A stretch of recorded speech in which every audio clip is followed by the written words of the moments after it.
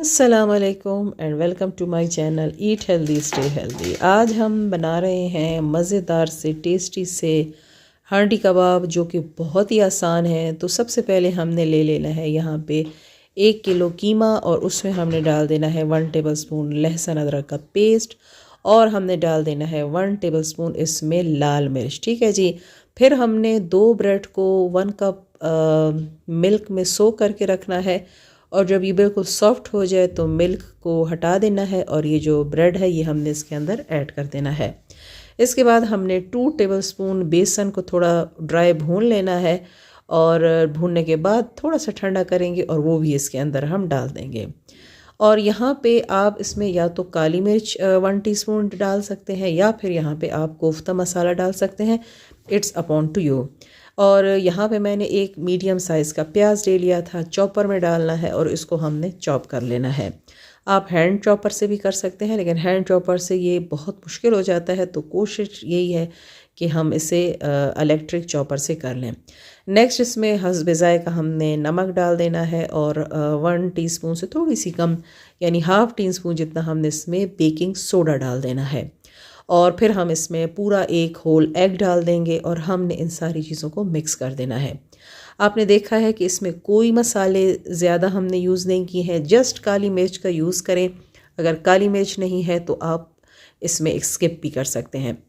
Next हम इसमें कोयले का धुआं इसे दे देंगे। मैंने एक कोयले को मिट्टी के बर्तन पे रखा, थोड़ा सा उसमें ऑयल डाला तो वो जो है तो उस तरह से अच्छे से धुआं उसका बन गया और हमारा कीमा जो है वो बारबेक्यू का टेस्ट हमें देगा।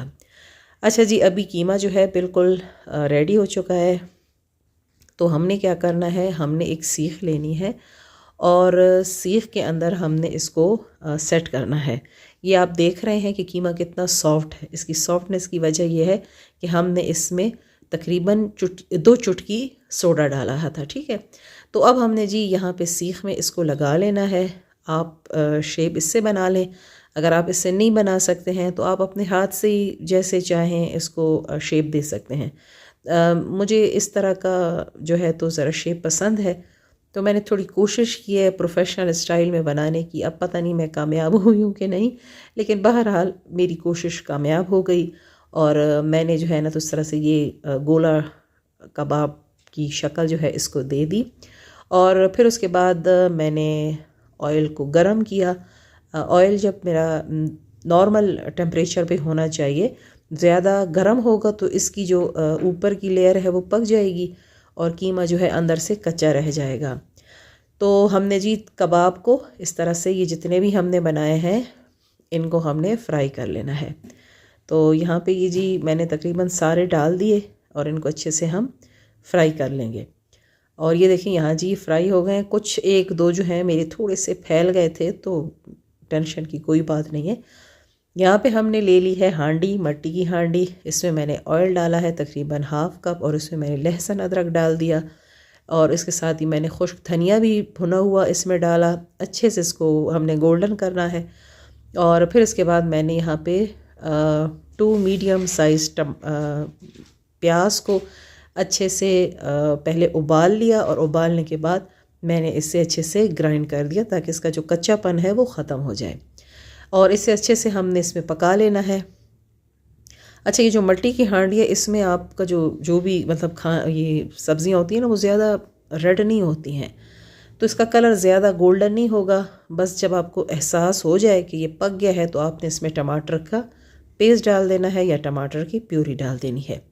अच्छे से इसे पकाएंगे। जब टमाटर अपना पानी खुश कर देगा तो यहाँ पे मैंने हाफ़ कप दही के अंदर लाल मिर्च पाउडर 1 टेबलस्पून, हल्दी हाफ़ टीस्पून और नमक मैंने यहाँ पे हस्ब ज़ायक़ा यूज़ किया है क्योंकि कोफ्तों में भी हमने नमक डाला था।